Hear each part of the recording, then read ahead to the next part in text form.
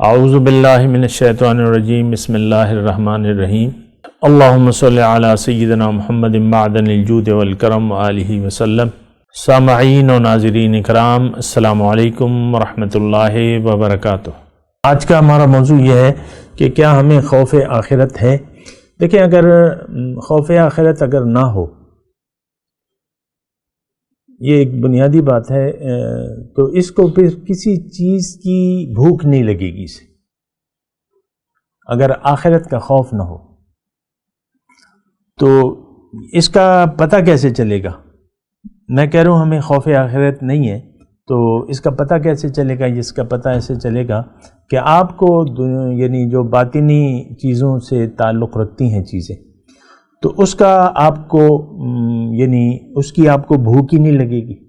اگر آخرت کا خوف نہ ہو تو آپ کو جو چیزیں باطن سے تعلق رکھتی ہیں اس کی آپ کو ضرورت محسوس نہیں ہوگی،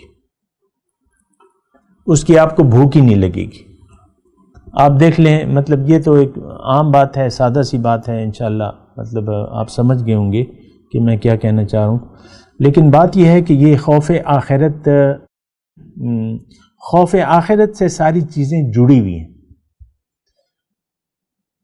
آخرت اب یہ میں کہہ رہا ہوں، لیکن مجھے پتہ ہے کہ یہ آخرت ہم رواجی طور پہ لے لیں گے۔ آخرت تو ہمارے ساتھ لگی ہوئی ہے، یعنی آخرت جو ہے اس طرح تو ہم سوچتے بھی نہیں ہیں، لیکن بات یہ ہے کہ آخرت ہمارے عمل کے ساتھ جڑی ہوئی ہے، ہماری سوچ ہمارے عمل کے ساتھ ہماری آخرت جڑی ہوئی ہے۔ دنیا میں ابھی بھی میری ایک سوچ آئی، اس سے تحت میں نے عمل کیا تو مجھ پہ میرے دل پہ کچھ کیفیات وارد ہو جائیں گی، اچھی یا بری۔ ایک سوچ آئی، اس کے تحت میں نے کام کیا تو اس سے یعنی میری آخرت شروع ہو جاتی ہے، نتائج جو ہیں وہ شروع ہو جاتے ہیں۔ یہ ایک بات ہے، میں وضاحت کر بھی چکا ہوں۔ بہرحال تو دیکھیں، خوف آخرت کی میں بات کر رہا ہوں، یہ ساری چیزیں جو ہیں یہ خوف آخرت سے جڑی ہوئی ہیں، اور جب آپ کو خوف آخرت نہ ہو تو پھر آپ کو کسی چیز کی فکر نہیں ہوگی باطنی، جس چیز کا تعلق باطن سے ہے نا، آپ کی حقیقت سے ہے، تو آپ کو کسی چیز کی فکر نہیں ہوگی۔ تو بہرحال یہ بھی ایک سوچنے کی بات ہے۔ بہرحال میں آگے بڑھتا ہوں، اور یہ اصل جو ہم بات کر رہے تھے محبت کی، اور محبت تو سب سے پہلے تو اللہ تعالیٰ سے محبت ہے، یعنی ضرورت یہ ہے کہ ہم اللہ سے محبت کریں ٹوٹ کے،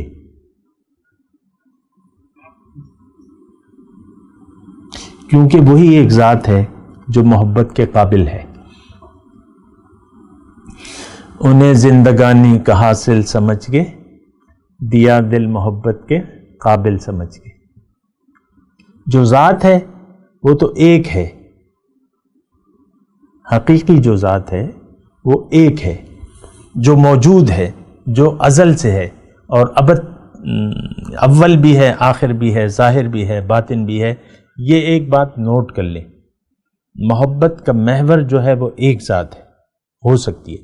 اب وہ محبت جو ہے وہ ضروری ہے، وہ کمانی ضروری ہے، یہ کمائی جاتی ہے، یہ ہوتی نہیں ہے۔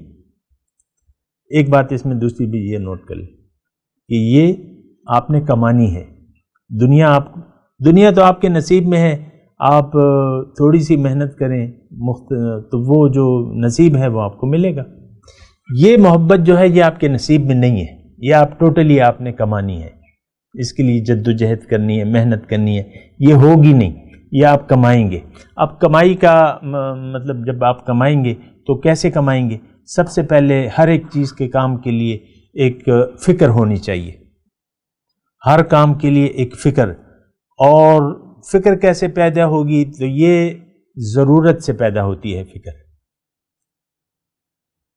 فکر جو ہے وہ ضرورت سے پیدا ہوتی ہے، یعنی آپ کو بھوک لگتی ہے یا آپ کے گھر والے ہیں تو سب سے پہلے آپ محسوس کرتے ہیں کہ بھئی کچھ گھر میں لانے کی ضرورت ہے، کچھ کمائی کی ضرورت ہے، تو اس سے پھر فکر پیدا ہوتی ہے، ضرورت سے فکر پیدا ہوتی ہے، فکر سے پھر عمل وجود میں آتا ہے۔ سمجھ رہے ہیں؟ ضرورت سے پھر فکر پیدا ہوگی، ضرورت سے فکر پیدا ہوگی، فکر سے کوشش اور عمل وجود میں آتا ہے. یہ بس تھوڑی 3 باتیں ہی ہیں نا، کیا؟ ضرورت، فکر، عمل. آپ ضرورت نہیں محسوس کریں گے تو فکر ہی نہیں ہوگی، آپ فکر ہی نہیں ہوگی، عمل ہی نہیں ہوگا. یہ بات. اچھا دیکھیں اس میں، اب یہ دیکھیں باتیں آسان ہیں. اب ضرورت کیسے، یہ بات تو ہمارے باطن کی ہو رہی ہے، ہماری اصل کی ہو رہی ہے، جو ہمیں نظر نہیں آ رہا، جس کو ہم نے بھلا دیا ہے، اس کی بات ہو رہی ہے. ہم تو یہ جسم تو نہیں ہوگا ہمارے ساتھ، ہمیں تو اللہ تعالیٰ، ٹھیک ہے یہ اجزاء ہوں گے جو بھی ہوگا، لیکن جسم ایک نیا دیا جائے گا. ٹھیک ہے یہ زندہ ہوگا، مطلب یہ ہے کہ آپ کی روح کو جسم ایک ملے گا. روح اور جسم، موت کے وقت جو ہے وہ تعلق کٹ جاتا ہے، روح چلی جاتی ہے، جسم جو ہے مٹی ہو جاتا ہے. جب آپ کو دوبارہ اٹھایا جائے گا تو وہی اجزاء ہوں گے، لیکن ایک جسم نیا دیا جائے گا آپ کو، اور وہ پھر اعمال کے حساب سے ہوگا. اعمال کے حساب سے آپ کو وہ روح اور جسم دوبارہ، زندگی دوبارہ ملے گی آپ کو. اب یہ ہے نا کہ میں آپ کو یہ بات کہہ رہا ہوں کہ ضرورت کی میں بات کروں. ضرورت ہم کیسے محسوس کریں ایسی چیز کی جو ہمیں نظر ہی نہیں آ رہی، جس کو ہم دیکھ ہی نہیں پا رہے، کیونکہ ہمارا دماغ تو حواس خمسہ ہے. اس کی زد میں کوئی چیز نہیں آتی تو سمجھ میں نہیں آتی. اس جو عقل کی زد میں نہ آئے تو وہ چیز سمجھ میں نہیں آتی. اللہ کے متعلق آپ کوئی سوچتے، اللہ تو مطلب بڑی ذات ہے، آپ اپنے متعلق کچھ سوچ سکتے ہیں؟ آپ میں تو روح ربانی ہے، اللہ کی پھونکی ایک روح ہے. کیا اس کی حقیقت آپ کو معلوم ہے؟ کیا وہ اس کا کوئی احساس ہو سکتا ہے؟ آپ کو نہیں ہو سکتا، کیونکہ اس کا تعلق باطن سے ہے. اب یہ ہے نا کہ ساری پھر بات آتی ہے اللہ کی خبر کی طرف، نبی کی طرف. نبی خبر دینے والا ہے. میں بات کر رہا ہوں ضرورت کی. پہلے میں نے کیا کہا تھا؟ ضرورت، فکر، کوشش اور عمل، 3 باتیں. اب ضرورت کیسے محسوس ہوگی؟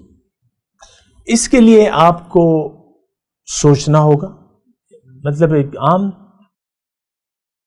عام آپ زندگی میں سوچیں، اتنی عقل تو ہے نا آپ کے پاس، آپ سوچیں.